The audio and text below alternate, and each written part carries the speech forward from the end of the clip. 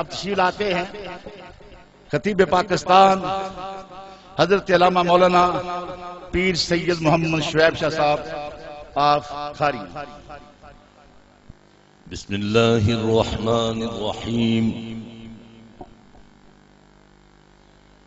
الحمد للہ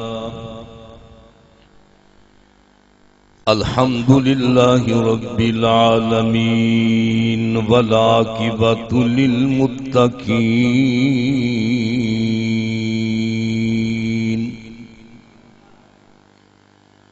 الصلاة والسلام على أشرف الأنبياء والمرسلين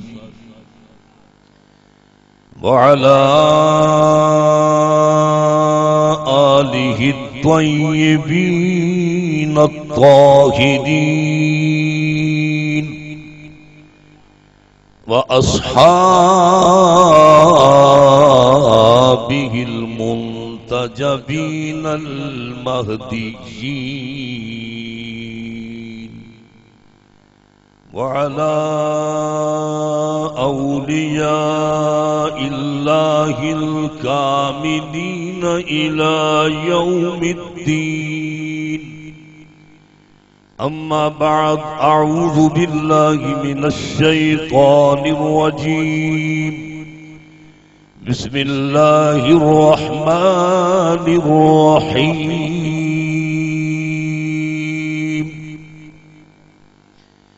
إنما يخشى الله من عباده العلماء. قال الله تعالى: ألا إن أولياء الله لا خوف عليهم ولا هم يحزنون.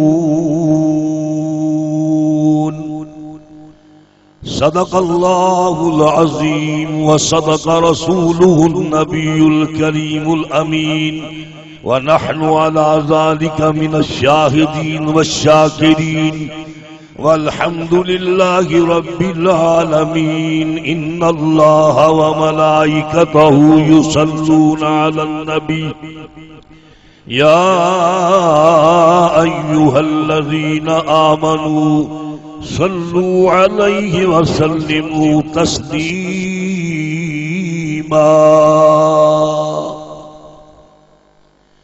صلاة والسلام عليك يا سيدي يا رسول الله، وعلى آلك وصحابك يا خير خلق الله. حمد و صلاۃ کے بعد بڑی عزتوں کے لائق، بڑی عظمتوں کے حامل،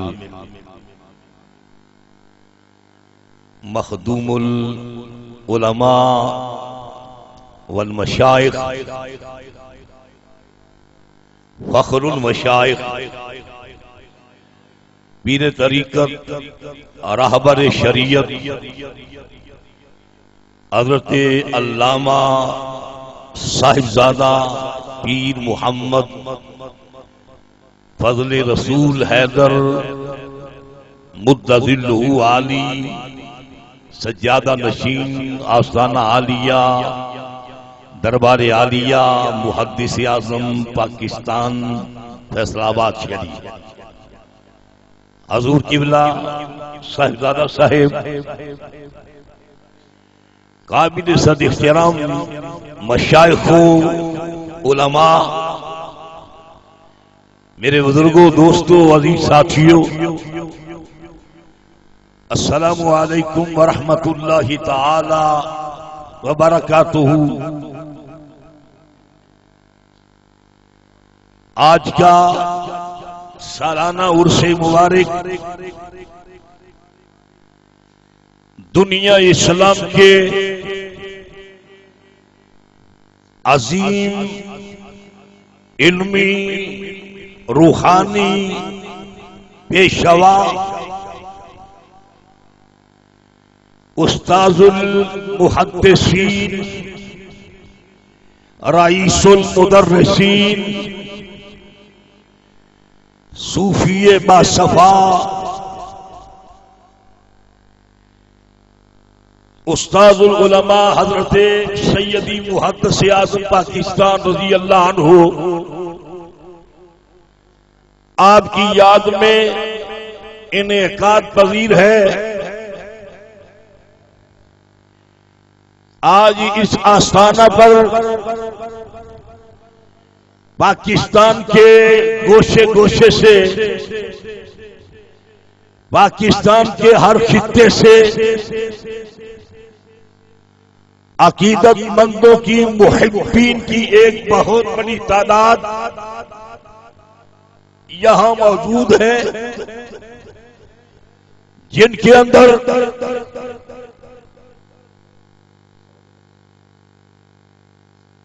سیدی محدث اعظم پاکستان کے تلامذہ یقیناً ایسے بھی لوگ ہوں گے جنہوں نے براہ راست آپ سے فیض حاصل کیا ہے، اور کثرت ان لوگوں کی ہوگی جنہوں نے آپ کے تلامذہ سے، ان کے تلامذہ سے اکتساب فیض کیا۔ یہ بات میں اس لیے عرض کر رہا ہوں کہ آپ کا فیض صرف پاکستان کے اندر نہیں بلکہ مغرب سے لے کر مشرق تک، جنوب سے لے کر شمال تک، یورپ کے کئی ملکوں کے اندر ایسے لوگ ہیں آج بھی جن کو دیکھ کر سیدی محدث اعظم کی ذات یاد آتی ہے، نظر آتی ہے، اور وہ بڑے فخر سے کہتے ہیں کہ ہمارے پاس جو کچھ ہے یہ سیدی محدث اعظم پاکستان کا ہے۔ اس اتنے بڑے مجمع کے اندر، اتنے بڑے پروگرام کے اندر حقیقت یہ ہے کہ مجھے ندامت ہو رہی ہے، میں ایک ادنا سا طالب علم اور افکر کے ساتھ حضرت سیدی بدر رسول صاحب متضل والی بڑی شفقت فرماتے ہیں، انتہائی پیار الفاظ میں اس شفقت کو بیان نہیں کر سکتا، میرے پاس الفاظ نہیں ہے کہ میں اس شفقت کو بیان کروں، اور اتنے بڑے مجمع کے اندر درگاہ محدث اعظم پاکستان پر بولنا یہ کوئی آسان بات نہیں ہے، بڑا مشکل ہے۔ اور میرا ایک تعلق بھی ہے، میرے والد گرامی نے محدث اعظم پاکستان کی بارگاہ میں اور صدر الشریعہ کی بارگاہ میں گھٹنے ٹیک کر بریلی شریف کی سرزمین پر، بریلی شریف کی مقدس سرزمین پر حضرت اعلیٰ حضرت کے قبر انور کے قریب بیٹھ کر دورے کے اسباق پڑھے، اور والد گرامی فرماتے تھے کہ ہم دیکھتے ہوئے آپ کے چہرہ انور کی طرف دیکھتے، حدیث پڑھاتے ہوئے جب کوئی ایسا واقعہ آتا کہ سرکار نے تبسم فرمایا ہے، حدیث کے اندر ایسا ذکر آ جاتا، ایسا تذکرہ ہوتا کہ آقا کونین تبسم فرما رہے ہیں، تو آپ بھی تبسم فرماتے، آپ کے چہرے پر خوشی کے آثار ہوتے، اور جب حدیث پڑھاتے ہوئے کوئی ایسا واقعہ آتا کہ آقا آپ دید ہو گئے ہیں، تو محدث اعظم پاکستان کی آنکھوں سے آنسو گرتے ہوئے ہم دیکھتے، یہ سرکار کے ساتھ اس کو محبت کا ایک رشتہ تھا، میرے اور آپ کے شیخ حضرت سیدی محدث اعظم پاکستان۔ گرامی قدر احباب، آپ نے ساری زندگی حدیث پاک پڑھائی، آپ کا پسندیدہ سبجیکٹ حدیث، یہ نہیں ہے کہ آپ دوسرے علوم پر دسترست نہیں رکھتے تھے، آپ کو اللہ کریم نے بڑا ملکہ عطا فرمایا، لیکن حدیث پاک ساری زندگی حدیث پاک پڑھائی. یہ عرصہ 12 سے 13 سال کا عرصہ جو اس مقام پر آپ کے حصے میں آیا، اگر یہ وقت کچھ اور اللہ کریم سیدی محدث عالم پاکستان کو عطا فرماتے تو یقیناً یہ غیر دفن ہو کر رہ جاتے، کیونکہ ایک شور بچ گیا تھا کہ فیصل آباد کے اندر ایک ایسا عاشق رسول آ گیا ہے، ایک ایسا محدث آ گیا ہے، ایک ایسا فقیہ آ گیا ہے. اگر چند سال اور اس کو مل گئے تو ہر گھر سے لبیک یا رسول اللہ کی آواز آئے. کون کون سی خوبی کا تذکرہ کیا جائے؟ آپ نے ساری زندگی دین کی حفاظت کی، ساری زندگی دین کی حفاظت کی، دین کا پہرا دیا، علم کی حفاظت کی، علم پھیلایا. میں جس طرف آپ کو لے کر جانا چاہتا ہوں، علماء یقیناً بے شمار علماء جلوہ گر ہیں، میری تصحیح ہو جائے گی. حدیث پاک میں آتا ہے، کثیر ابن قیس فرماتے ہیں، میں دمشق کی جامع مسجد کے اندر حضرت ابو دردہ کے پاس بیٹھا ہوا تھا. حضرت ابو دردہ کے پاس آپ فرماتے ہیں ایک شخص آیا مدینہ المنورہ سے. میں عرض یہ کرنا چاہتا ہوں کہ جن لوگوں نے سرکار کے ارشاد کو محفوظ کیا ہے کیسے کیا ہے، اور میں یہ بھی بتاؤں گا جو آج کل احادیث کو کاٹ رہے ہیں، سرکار کی عظمت کو اگر انہیں کوئی ایسا واقعہ مل جائے تو کوشش کرتے ہیں اسے اس کتاب سے نکال دیا جائے. تمہارے ایسا کرنے سے رسول اللہ کی عظمت پہ فرق نہیں آ سکتا، کیونکہ وہ اللہ کا محبوب ہے جس کے بارے میں میرے رب ذوالجلال نے ورفعنا لک ذکرک فرمایا ہے. تم جو چاہو کرو، رسول اللہ کی شان میں فرق نہیں آئے. کثیر ابن قیس فرماتے ہیں، آپ فرماتے ہیں کہ میں حضرت ابو دردہ کے پاس بیٹھا ہوا تھا جامعہ مسجد دمشق کے اندر. ایک شخص آتا ہے، وہ آ کر کہتا ہے انی جئتک من مدینۃ رسول اللہ صلی اللہ علیہ وسلم.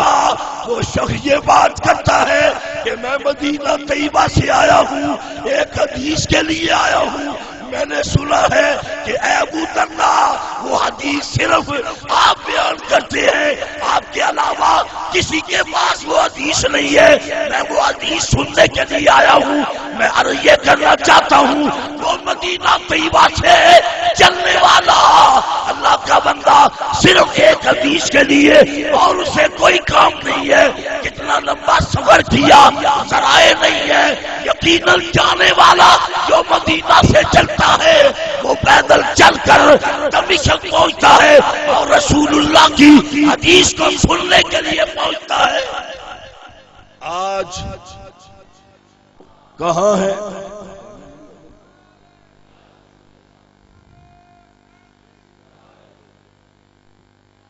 وہ اللہ کا بندہ ایک سرکار کے فرمان کو محفوظ کرنے کے لیے مدینہ طیبہ سے سفر کرتا ہے. آج کے دور میں نعت بک رہی ہے، نعت کا سودا ہو رہا ہے، اور وہ شخص عاشق رسول بھی کہلاتا ہے، نعت کا سودا کرتا ہے، کہتا ہے کہ مجھے 3 لاکھ روپیہ چاہیے پھر میں تجھے نعت سنانے کے لیے آتا ہوں. خطیب سودا کر رہا ہے. رسول اللہ کے ذکر کا بہانہ کر کے نعت سنانے والا کہتا ہے مجھے 3 لاکھ روپیہ چاہیے اور مجھے سیکورٹی چاہیے، پرائم منسٹر جیسی سیکورٹی مجھے چاہیے. یہ عاشق رسول ہے کہ کوئی سوداگر ہے؟ جو رسول اللہ کے سیدی محدث اعظم پاکستان کے ایسے شاگردوں کے نام پیش کر سکتا ہوں جنہوں نے ساری زندگی آدم آخر تک، اول سے لے کر آخر تک رسول اللہ کا دین فی سبیل اللہ پڑھایا. لیکن آج کا نعت خان، آج کا خطیب سودا کر رہا ہے. مجھے 50,000 چاہیے. تیری سیکورٹی کا انتظام جہنم کے فرشتوں نے کر رکھا ہے. فکر کرنے کی ضرورت نہیں ہے. تم نے جو جال کھول رکھا ہے یہ جال تیرے لیے آگ ثابت ہوگا. میں آج اس ہستی کے واقعہ میں کھڑا ہو کر یاد کر رہا ہوں کہ اس ہستی سیدی محدث اعظم پاکستان نے ساری زندگی فی سبیل اللہ دین پڑھایا ہے. آج سودا ہو رہا ہے. خطیب میلاد کے لیے 1 گھنٹہ فروخت کر رہا ہے. 50,000 کا مطالبہ کرتا ہے. خدا کی قسم ہر روز ہم اپنی پاکٹ سے تیل ڈلوا کے تھک گئے. ہر روز علاقے میں اپنی پاکٹ سے پیٹرول، گاڑی اپنی، پیٹرول اپنا. کبھی اللہ توفیق نہ دے کہ ہم دین کا سودا کریں. اس لیے میرے باپ نے اور میرے باپ کے شیخ نے دین کا سودا نہیں کیا. انشاءاللہ ہم بھی زندگی کے آخری لمحات تک دین کا سودا نہیں کریں گے. آج دین بک رہا ہے. خطیب پیسے مانگ رہا. میں صرف یہ، اب جو شخص، وہ شخص جو مدینہ طیبہ سے چلتا ہے، صحابی ہوں گے یا تابعی ہوں گے، جو مدینہ طیبہ سے نکلے کون سے ذرائع تھے ان کے پاس؟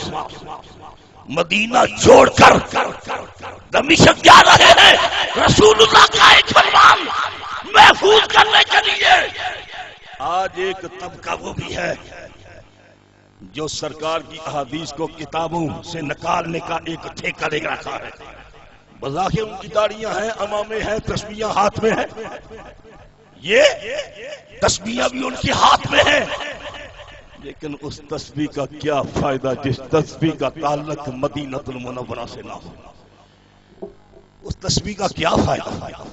میں چاہتا ہوں کہ ایسے وہ تسبیح والے جو خود کش بمبار بھی تیار کرتے ہیں، لوگوں کو شہید کرتے ہیں، تسبیح ان کے ہاتھ میں ہے. ایک وہ بھی صاحب ہیں جو ہر حکومت کے ساتھ فٹ ہو جاتے ہیں. ایسی سٹفنی جو ہر حکومت کے ساتھ، ان کی ٹینکی میں صرف ڈیزل یا پیٹرول چاہیے، جو مرضی ہے اسے لکھوا دیجیے. ان کی تسبیح کس کام کی؟ جو تسبیح گنبد خضرا کے ساتھ مس نہیں ہوئی، جس تسبیح کے دانوں پر عشق رسول اللہ کا درود نہیں پڑھا جاتا. سلطان باہو نے ایسے لوگوں کی نشاندہی، آپ کی طبیعت تازہ کرنے کے لیے میں 2-3 اشعار سنا دیتا ہوں. انہوں نے جو نشاندہی کی ہے وہ فرماتے ہیں: تسبیح پھری دل نہ پھرے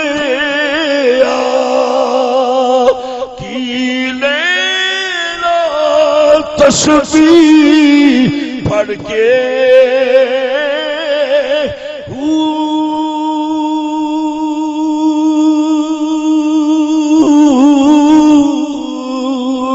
علم پڑھیا تے ادب نہ سکھیا کی لینا علم نو پڑھ کے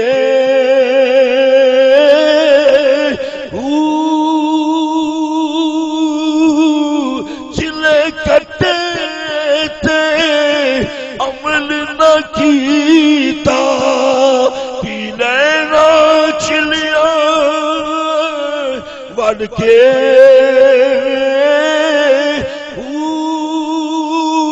بن جاتا دودھ جم دے نہیں پاویں لال ہومڑی کٹ کر کے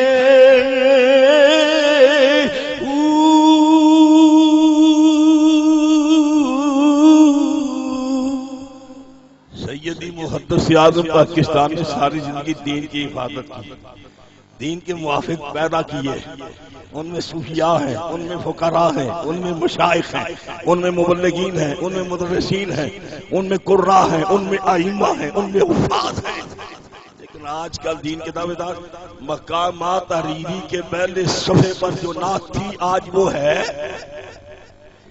وہ نعت جو ادریس کاندروی کی لکھی ہوئی تھی، سراج منیر کشمس الضحیٰ خیر برایا نور القدیم، آج وہ نعت مقامات حریری کے پہلے صفحے پر نہیں ہے۔ وہ نکالنے والا بھی اپنے آپ کو مومن کہہ رہا ہے کہ میں بھی مومن ہوں، اور وہ حدیث جو شفا شریف میں قاضی ایاز مالکی آپ نے یہ نقل کی ہے، حضرت عبداللہ ابن عمر رضی اللہ تعالی عنہ آپ کی پنڈلی سو جاتی ہے، وہ بیدار نہیں ہوتی، حرکت نہیں کرتی۔ ایک صحابی کہتے ہیں اے عبداللہ ابن عمر، آپ اس شخصیت کا نام لیجیے جو کائنات میں سب سے زیادہ تجھے محبوب ہے، اذکر احب الناس یدل عنک فصاحا یا محمد ہو۔ انہوں نے کہا آپ اس شخصیت کا نام لیجیے جو کائنات کے اندر تمہیں سب سے زیادہ محبوب ہے۔ آپ نے کس کا نام دیا؟ آپ نے آواز دی یا محمد۔ جب سرکار کا نام لیا تو پنڈلی حرکت میں آ گئی۔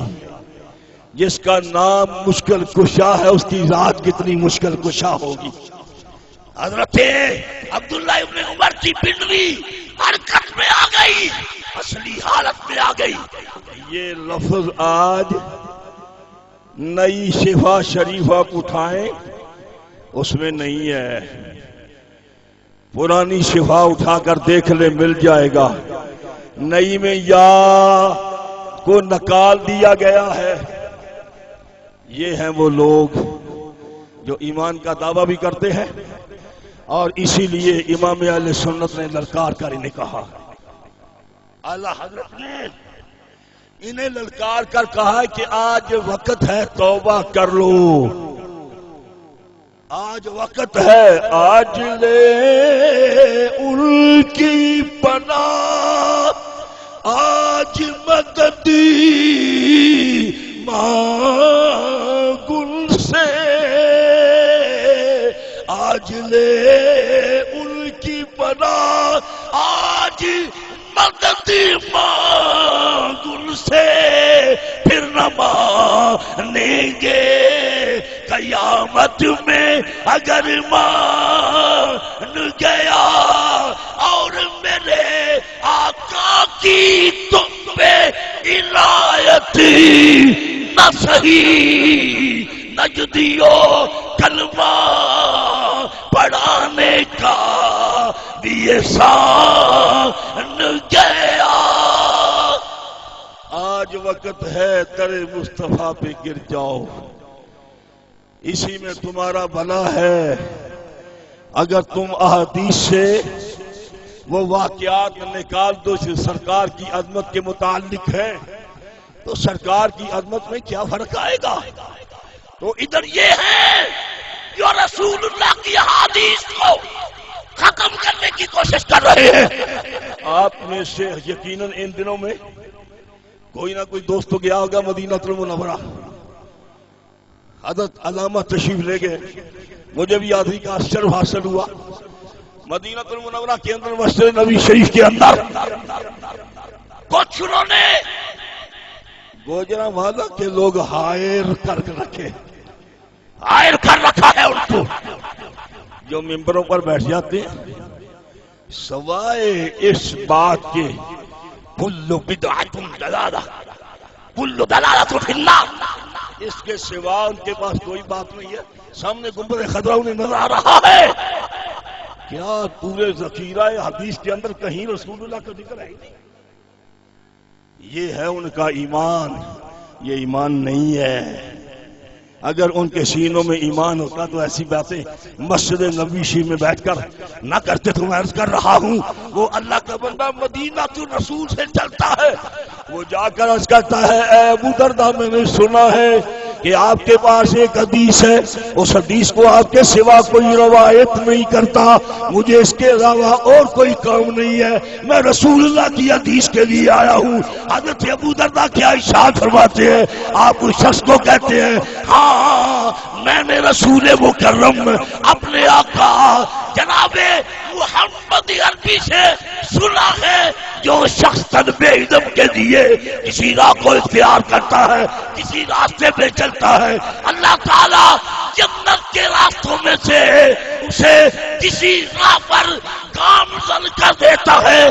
رسول عربی صلی اللہ علیہ وسلم کا یہ ارشاد حضرت ابو درداء سنا رہے ہیں اور آپ فرماتے ہیں میرے رسول نے ارشاد فرمایا عالم کی فضیلت عابد پر ایسے ہے جیسے 14ویں کے رات کے چاند کو ستاروں پر فوقیت حاصل ہے. دوسری حدیث میں آتا ہے رسول عربی صلی اللہ علیہ وسلم آپ کی بارگاہ میں دو بندوں کا ذکر کیا گیا. ایک وہ بندہ احدہما عابد والآخر عالم، ایک وہ ہے جو عابد ہے اور ایک وہ ہے جو عالم ہے. رسول مکرم صلی اللہ علیہ وسلم نے ارشاد فرمایا فضل العالم علی العابد کفضلی علی ادناکم. رسول عربی صلی اللہ علیہ وسلم آپ ارشاد فرماتے ہیں عالم کو عابد پر ایسے فضیلت حاصل ہے جس طرح مجھے تم میں سے ایک ادنا پر فضیلت حاصل ہے. لیکن ہم یہ بھی تو آج چناؤ کریں عالم ہے کون؟ ہم بندے بندے کو عالم سمجھتے پھریں. جس طرح آج کل خطباء دین کو بیچ رہے ہیں. نعت خان ہم نے اپنی آنکھوں سے آج یہ دور کاش ہمیں نصیب نہ ہوتا جو آج دور آ گیا ہے. نعت خان نعت کو بیچ رہا ہے، خطیب ذکر مصطفیٰ کو بیچ رہا ہے. سمجھ نہیں آتی اس کے سینے کے اندر کیا ہے. اگر توکل اس کے پاس ہوتا. ہم نے ان لوگوں کو دیکھا ہے جنہوں نے ساری زندگی توکل پر گزاری، ساری زندگی اس شے پر توکل پر گزاری ہے. لیکن آج دین جو ہے اس طرح. تو میں عرض کر رہا تھا عالم کی فضیلت سرکار نے کیا بیان فرمائی؟ جتنا میرا مقام تم میں سے ایک ادنا پر ہے اتنا مقام عالم کو عابد پر. اور سرکار نے فرمایا فقیہ واحد اشد علی الشیطان من الف عابد. ایک فقیہ کو فقیہ واحد اشد علی الشیطان من الف عابد. اتنا ایک یعنی شیطان پر 1000 عابد کو قوت حاصل نہیں ہے. اس سے بڑھ کر ایک عالم دین کو، عالم ربانی کو قدرت اور طاقت حاصل ہے. عالم وہ جس کی زندگی کا ایک ایک لمحہ رسول اللہ کی سنت کے مطابق گزرے. اس عالم کی بات ہو رہی ہے جس کی زندگی کا ایک ایک لمحہ رسول عربی کی سنت کے مطابق گزرے. اور کئی لوگ فخر کرنے والے، ناز کرنے والے، نہ جانے ان کا کیا بنے گا. حدیث پاک میں آتا ہے قیامت کے دن سب سے پہلے جس شخص کا حساب ہوگا، توجہ چاہوں گا، جس شخص کا حساب سب سے پہلے ہوگا وہ راہ حق کا شہید ہوگا. سب سے پہلے اسے لایا جائے گا، اس کا حساب ہوگا. اللہ رب العزت اپنی نعمتوں کا اس میں اظہار فرمائیں گے، وہ قبول کرے گا. ہاں اے اللہ کریم تو نے مجھ پر یہ انعامات فرمائے. اللہ تعالیٰ کی طرف سے حکم صادر ہوگا کہ تو نے اس کے متعلق کیا کیا. وہ کہے گا قال قاتلت فیک، میں نے تیری راہ میں جہاد کیا اور میں شہید ہو گیا. مقام عبرت ہے یہ حدیث. مطالعہ کریں تو نہ جانے کیا حالت رہے. اللہ رب العزت کی بارگاہ میں جب اسے یہ پوچھا جائے گا، اس سے پوچھا جائے گا کہ تو نے کیا کیا، وہ کہے گا میں نے تیری راہ میں جہاد کیا اور میں شہید ہو گیا۔ اللہ رب العزت کی طرف سے یہ آواز آ گئی کہ تو جھوٹ بولتا ہے، تو جھوٹا ہے، اس لیے تو چاہتا تھا مجھے لوگ شہید مانے، میرا چرچا ہو جائے، لوگ مجھے شہید کہے، گلی گلی کوچے کوچے مجھے شہید کہا جائے، لوگوں نے تجھے شہید کہا، تیری منشا یہ تھی، تیرا مقصد یہ تھا، لوگوں نے تجھے کہا، تو نے کہلوا لیا، حکم ہوگا اسے لے جاؤ، فَسُحِبَ عَلَى وَجْهِهِ حَتَّى أُلْقِيَ فِي النَّارِ، اسے منہ کے بل گھسیٹ کر حتیٰ القی فی النار، اسے جہنم میں ڈال دیا جائے گا۔ اس کے بعد عالم کو لایا جائے گا، عالم پر اللہ تعالیٰ اپنے انعامات کا اظہار فرمائیں گے۔ وہ کہے گا ہاں اے اللہ کریم تو نے مجھ پر انعامات کیے، فرمایا تو نے کیا کیا؟ وہ کہے گا میں نے علم پڑھا، علم پڑھنے کے بعد میں نے علم کو تقسیم کیا، میں علم پڑھاتا رہا، میں نے قرآن سیکھا، میں قرآن پڑھاتا رہا۔ اللہ تعالیٰ کی طرف سے آواز آئے گی کہ تو جھوٹ بولتا ہے، قال کذبت، تو جھوٹ بولتا ہے، غلط بیانی کرتا ہے، تو نے اس لیے علم پڑھا تھا کہ تجھے عالم کہا جائے، تجھے بہت بڑا مفتی کہا جائے، لوگ تجھے کہے تیری منشا یہ تھی، تیرا ارادہ یہ تھا، لوگوں نے تجھے کہا، بڑے بڑے القابات تو نے خود لکھوائے اور لوگوں نے القابات کے ساتھ مجھے اشتہار کو بھر دیا۔ آج دیکھ لیں، اشتہارات دیکھیں، القابات دیکھیں، اللہ کی قسم کھا کر کہتا ہوں جن لوگوں کو حدیث کی ہوا نہیں لگی وہ بھی شیخ الحدیث کہلوا رہے ہیں، جن لوگوں کو حدیث کی ہوا نہیں لگی، مراد یہ جنہوں نے دورہ حدیث تک نہیں پڑھا وہ بھی کہلوا رہے ہیں، جنہیں پتا نہیں ہے کہ استفتاء یا فتویٰ کیا ہوتا ہے وہ مفتی کہلوا رہے ہیں۔ یہ آج کل یہ سب کچھ ہو رہا ہے، اور آج کل جو سب سے بڑی غلط بات ہو رہی ہے، پہلے تو ہم کہتے تھے ہم رضوی ہیں، رضوی کہلاتے فخر کے ساتھ، تو رضویت کے اندر یہ فوٹو سیشن تو بڑا غلط ہے، رضویت کے اندر اس کی کوئی گنجائش ہی نہیں ہے۔ آج ہر جگہ پر فوٹو سیشن تو درکنار، بڑے بڑے پینافلیکس اور بڑے بڑے اشتہارات لگے ہوئے ہیں جن پر تصویریں لگی ہوئی، تصویریں لگی ہوئی ہیں، جہاں جائیں، کراچی سے لے کر پشاور تک، کشمیر جائیں، جہاں جائیں، بڑے بڑے مشائخ، اور ان میں وہ غریب مشائخ بھی ہیں، ایک ایسے غریب شیخ بھی ہیں جنہوں نے 1 ارب روپیہ اپنے بیٹے کی شادی پر خرچ کیا، انتہائی مفلس، انتہائی غریب پیر، جس پیر نے اپنے بیٹے کی شادی پر 1 ارب روپیہ خرچ کیا، وہ تصوف کہاں گیا، وہ فقر کہاں گیا، وہ درویشی کا درس کہاں گیا جو دیا جاتا تھا 1 ارب روپیہ؟ اگر غریبوں مسکینوں کی خدمت کی جاتی تو کتنی غریب بچیوں کی شادی ہو سکتی تھی۔ کاش کہ وہ شیخ کا، پیر کا صاحبزادہ یہ کہتا ابا جی آپ یہ 1 ارب روپیہ غریبوں، یتیموں، مسکینوں میں تقسیم کر دیں اور مجھے مسجد میں بٹھا کر میرا نکاح کر دیں، یہ میرے لیے اعزاز کی بات ہوگی۔ تو اس طرح کے مشائخ اور علماء، اس طرح کے مشائخ، اس طرح کے علماء، پھر تصویریں اس قدر، پہلے اسماء گرامی نالے کی نظر ہو جاتے تھے، نالے میں اشتہار گرتے، اسماء گرامی اوپر لکھے ہوتے، بیعدبی ہوتی۔ آج اسماء کے ساتھ وہ پیاری پیاری تصویریں بھی گندے نالوں کی سیر کر رہی ہیں، تو کہ یا یہ شان بڑھ رہی ہے، یہ شان کم ہو رہا ہے، یہ ایسا نہیں ہونا چاہیے۔ ان علماء اور مشائخ کی خدمت عالیہ میں میری درخواست ہے، میں ہاتھ جوڑ کر عرض کرتا ہوں، اس کام سے شانیں بڑھ نہیں رہی، شانیں کم ہو رہی ہے۔